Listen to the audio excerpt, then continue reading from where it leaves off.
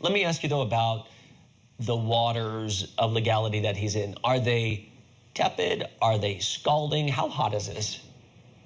It's very hot. I mean, for one, this is historic. This is the first time a former president has been federally charged with a crime.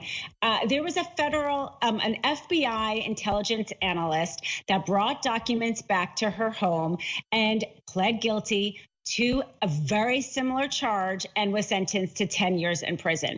So this kind of charge is very serious. We also see here that one of the charges is conspiracy. Now, for there to be a conspiracy charge, more than one person has to be involved.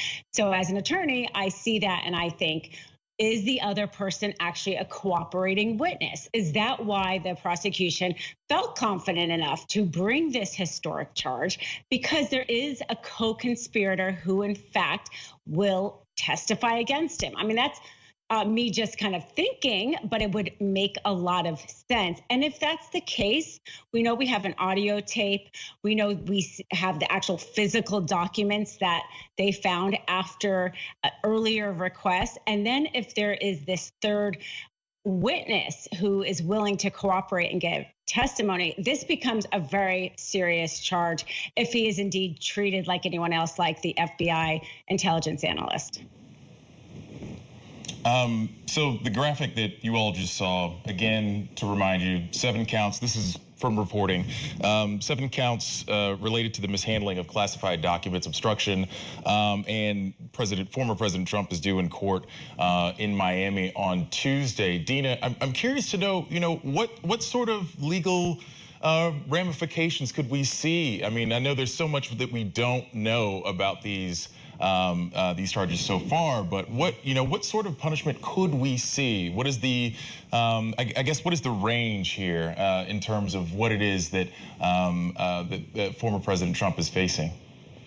I mean, I think he is facing quite a bit of prison time. When we see all of the counts, we'll have a more clear idea of exactly what that is. But again, this FBI legal intelligence analyst had 10 years in prison for that one count. And here he has quite a few, including perjury for making false statements. So I think this could be quite a bit. An interesting fact about this is also that this is going to be in Florida.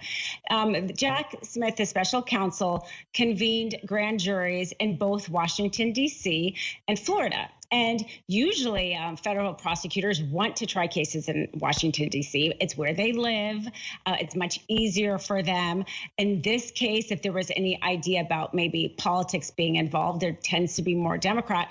But he is bringing this indictment in South Florida, definitely a more conservative area. And the reason for that, we don't quite know, and maybe more will be revealed once we can see the indictment. But it could have been the charges and whether or not he was able to just establish jurisdiction in D.C. But that definitely helps Donald Trump being in South Florida. For one, he lives there. It is much easier for him. And is the makeup of the jury going to be better for him? Right. Yeah. He won. This is, in many parts, Trump country. But let me ask you, Dina, though, more about, you said that you think he could potentially be facing a lot of prison time. And you mentioned this FBI agent who, I guess she took some documents home. But you have someone like David Petraeus, who was running the CIA, took home classified information, showed it to his mistress so she could write a book.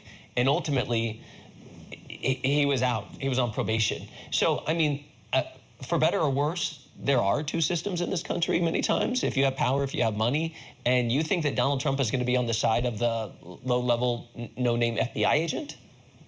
Okay, that's a great question, and probably what people thought he would never get charged to begin with, because of this idea that he's too powerful to charge. But I think once he becomes indicted, once he becomes a criminal defendant, I think you end up stripping away a lot of that two-tiered system, as you say, because, once you're in the judicial system, and I think Donald Trump has already seen this a little bit with his charges in New York and having to deal with kind of the judge. A judge is kind of the king of their little castle, and it's not political, and there is this constraints, let's say, that a criminal defendant has to deal with. A judge has quite a lot of power over a criminal defendant.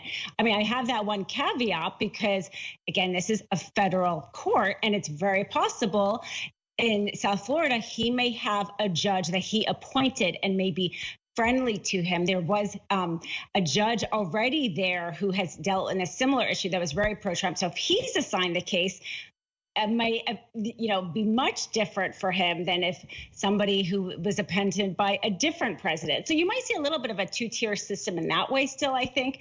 But in general, once you're in the justice system, there are constraints on a criminal defendant that I think constrain even somebody as powerful as a president.